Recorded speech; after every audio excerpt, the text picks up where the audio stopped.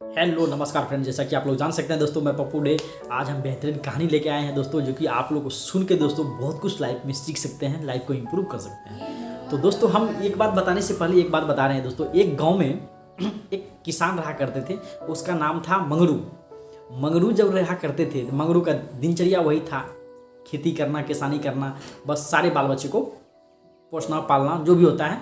उसकी वाइफ, ज़्यादा दिन भी नहीं हुआ था शादी के, मान लेते हैं 5 या 10 साल निकले होंगे, और उसके बाद से ही वो बहुत बड़े मतलब अमीर बन गए, ज़्यादा पैसा वाला हो गए हैं। मतलब कहावत में है, बेटा बेटी जन्म लिया तो हो सकता है तरक्की हो, ऐसा कुछ गांव वाले का मानना था कि ये जब से शादी किया है तब से तरक्की करते जा रहा है। हाँ, तो एक दिन की बात है दोस्तों, उसकी मृत्यु हो गई। जब मृत्यु हो गई तो अकाल मृत्यु हो गई। जब अकाल मृत्यु हुई तो पूरे गांव में सन्नाटा छा गया। हाँ, तो उसका बेटा भी जवान हो चुका था। मतलब कि अब क्या करे, उसकी मृत्यु, एक चोर को नज़र पड़ा कि इसकी मृत्यु हो गई है, इसके नाम से हम भूत बन के उसको लूटेंगे। हाँ, दूसरे को लूटा करेंगे। तो एक दिन की बात है, जब वही चोर और उस एक रात के सुनसान जिस रास्ते से आना जाना होता था, गांव घुसने का रास्ता था, उस रास्ते के उस पीपल के पेड़ पे जाके रात में चढ़ जाता था, और इसके बाद आने जाने वाले या यात्री लोगों को डिस्टर्ब करता था। मैं मंगरू हूँ, मुझे सारा धन दे दो, नहीं तो तुम अपने जान से जाओगे। लोग सोचता था, अरे यार, इसी गांव का मंगरू इसी दिन मरा था, यह इसी का भूत है।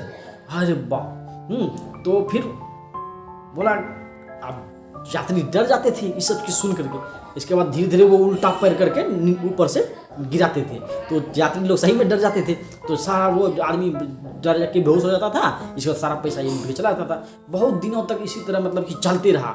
एक दिन की बात है, सारे गांव वालों ने प्लानिंग बनाया कि मंगरू की पत्नी जो है उससे पूछा जाए कि तुम्हारा पति जो है आता है यहाँ पर और भूत है, तुम तो जानती है, तुम्हारा पति पैसा में हम लोग को लूटपाट करता है, बहुत सारे लोगों का पैसा कोई लूटा। तो उसका बेटा बोला, ऐसे कैसे हो सकता है, मेरे पिताजी तो मर चुके हैं। तो वो नहीं, तुम्हारा पिताजी का भूत ही है, वही भूत ही पैसा लूटता है, कि ये कैसे हो सकता है। तो ये सारा समस्या लेकर राजा के पास गए। उसका बेटा, मंगरू का बेटा, जब राजा के पास गए तो राजा ने उसको भी समझ में ना आए, अरे जो मर चुका है वो फिर पैसा कैसे लूटेगा, किसी को डराएगा धमकाएगा कैसे। तो बहुत सारी बात है दोस्तों। इसके बाद उसी राजा के यहाँ एक मंत्री, बहुत बुद्धिमान मंत्री रहा करते थे, और मंत्री जी को समझ में आ गई बात। बोला, राजा साहब ने भी बोला, ठीक है मंत्री, तुम जाओ, यदि समझ गए हो तो तुम जाओ और इस समस्या का समाधान जल्द से जल्द करके आओ। वैसे ही मंत्री उस गांव में गया दोस्तों, और मंगरू के बेटे को बोला कि तुमको जो कहा जाए तुम वही करो, तुम हूबहू पापा की तरह दिखते हो। मंगरू का बेटा जो था हूबहू बाप की तरह दिखता। तो बोला, बाप की तरह ही और अच्छे से सज सवर जाओ, तैयार हो जाओ, और तुम मेरे साथ चलो उसी रास्ते में। जिस तरह दोस्तों उसी रास्ते से, जिस यहाँ पे जो चोर जो था, जो भूत बन करके उसका बाप का नाम लेकर के यात्री को लूटा करता था, तो उसी के गाछ के, मतलब उसी के पेड़ के साइड में, एक पेड़ में वहाँ पे सारा लोग छुप गया। मंत्री भी छुप गया, और मंगरू का पत्नी भी छुप गया, और मंगरू जो पिताजी का भेष बना के था वो भी छुप गया, पता लगाने के लिए, क्योंकि उसका बाप का जो नाम लेकर लोगों को लूट रहा था। तो ये बहुत अच्छी बात है दोस्तों, और बड़ी मज़ा आ रहा था इस कहानी के सार में। तो आज इंतजार में ही था।